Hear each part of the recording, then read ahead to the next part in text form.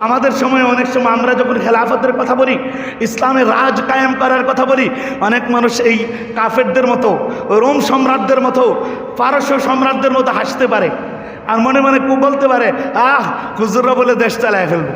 বেটা দেখো না একবার হুজুরদের দিকে তাকায়া, আফগানিস্তানের দিকে তাকাও, মোল্লারা কি করছে দেখো, মোল্লারা কি করছে দেখো। মোল্লারা দেশ চালাচ্ছে, কারো দ্বারস্থ হয় নাই, আমেরিকার দ্বারস্থ হয় নাই, কোনো দেশের দ্বারস্থ হইতে চায় না, হয় না তারা। আল্লাহ তাআলা এমন আগেই আমেরিকা ভাবতেছিল আরে মোল্লারা বলে দেশ চালাবে, দেশ চালাইতেছে, কারো কাছে ভিক্ষা করা লাগে না। এখন বলেন আমাদের উপর যখন বারবার টর্চার করা হবে, প্রতিহত করার দরকার আছে না নাই?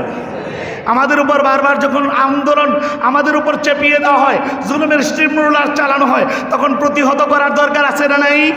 এবার বলেন, এবার আমাদের চূড়ান্ত সিদ্ধান্ত, যেহেতু ঈমান নিয়েছি, নুসরত চাবো আল্লাহর কাছে চায়া আল্লাহর এই কাজ করব, আল্লাহর দ্বীন প্রতিষ্ঠার জন্য দুনিয়ার কারো দ্বারস্থ হব না, না ভারতের দ্বারস্থ হব, না আমেরিকার দ্বারস্থ হব। আমার বাংলাদেশের মধ্যে আল্লাহ তাআলা অনেক সম্পদ দিয়েছেন, সুতরাং আমার কাজ হবে নুসরত চাবো আল্লাহর নুসরতের মাধ্যমে এই দেশের মধ্যে ইসলামী রাজ কায়েম করবো ইনশাআল্লাহ।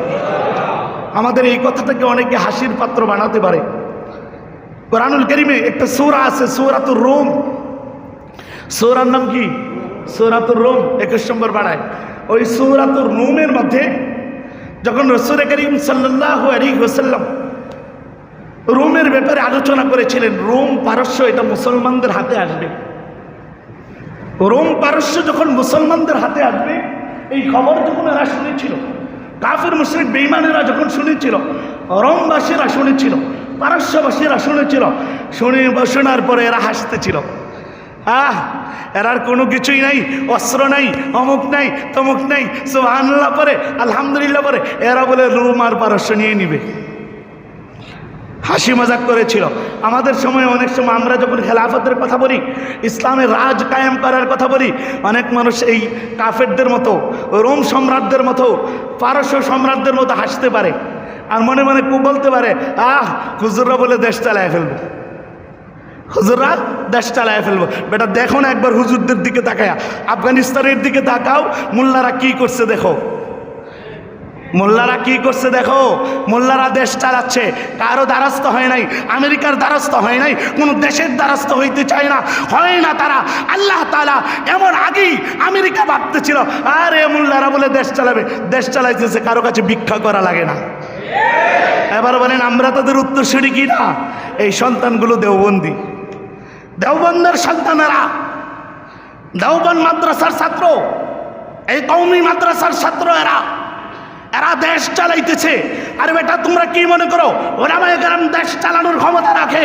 তোমরা আজকে হাসতে পারো, রোমদের মতো হাসতে পারো, পারস্যের মতো হাসতে পারো, মনে রাখবা অবশ্যই অবশ্যই আল্লাহরও ওয়াদা আছে, রাসূলের ওয়াদা আছে, একদিন এমন হবে ইসলামী রাজ কায়েম হয়ে যাবে, কাফের মুশরিকরা পালানোর সুযোগ পাবে না। মক্কা বিজয় হয়েছে, মক্কা বিজয় হওয়ার পরে কাফের মুশরিক বেঈমানরা তো মক্কা বিজয়ের আগে ইতিহাস হলো, কাফের মুশরিকরা অনেক কথা বলছে মুসলমানদেরকে নিয়ে, অনেক কথা যখন কাফের মুশরিকরা বলছে, মুহাম্মদুর রাসূলুল্লাহ বলতেছিলেন আরে এরা করতে থাকুক না, এরা করতে থাকুক না। যখন এই ফাতহে মক্কা হয়ে গেছে, যখন মক্কা বিজয় হয়ে গেছে, এবার কাফের মুশরিকরা কি করছে, কিছু কিছু কাফের মুশরিক রাসূলের কাছে এসে মাথা নত করে দিয়েছে, ইয়া রাসূল, মুহাম্মদ আমরা ভুল করেছি, আমরা ইসলামের ছায়াতলে আসতে চাই। আর কিছু কিছু কাফেররা পালাইতে, নদীর পথ ধরে পালাইতে শুরু করছে। নদীর পথ ধরে যখন পালানো শুরু করছে, এক সাহাবী একজনকে ডাক দিছে, ডাক দিয়ে বলে, এই হাবশি কই যাও, বা একজনের নাম করে, এই কই যাও তুমি? কয় আমি তো এই দেশে মুসলমানদের বিজয় হয়ে গেছে, ফাতহে মক্কা হয়ে গেছে, আর যাওয়ার কোনো জায়গা না, এই জন্য আমি এই দেশ ছেড়ে চলে যাচ্ছি। ও কোথায় যাবা? যেখানেই যাবা এখানেই ইসলাম। বলেন যেখানেই যাবা এখানে কি? ইসলাম। রসুলের ভবিষ্যৎবাণী হলো যেখানেই যাবা পুরা বিশ্ব মুসলমানদের হাতে আসবে, মুসলমানরা শাসন করবে, মুসলমানরা শাসন করবে। কাফেররা শুনে রাখো, কাফেরদের দালালেরা শুনে রাখো, আজকে যারা গণতন্ত্রের দোহাই দিয়া চলতেছো আর আলেমদের উপর অত্যাচার করো, শুনে রাখো একদিন পালানোর রাস্তা খুঁজে পাবা না। যেখানে পালাইতে যাবা এখানেও মুসলমান, পালানোর সুযোগ থাকবে না। সময় আছে, গণতন্ত্র ছাড়ো, ইসলামে আসো। গণতন্ত্র ছাড়ো, কোরআন ধরো। গণতন্ত্র ছাড়ো, সুন্নাহ ধরো। গণতন্ত্র ছাড়ো, কোরআন ধরো, সুন্নাহ ধরো। কোরআন সুন্নাহ একমাত্র তোমাকে সঠিক রাস্তা দেখাতে পারবে।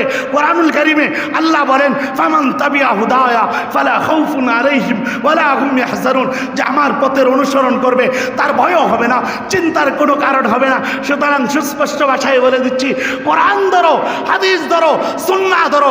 কোরআন ধরবা, সুন্নাহ ধরবা, চিন্তার কোনো কারণ হবে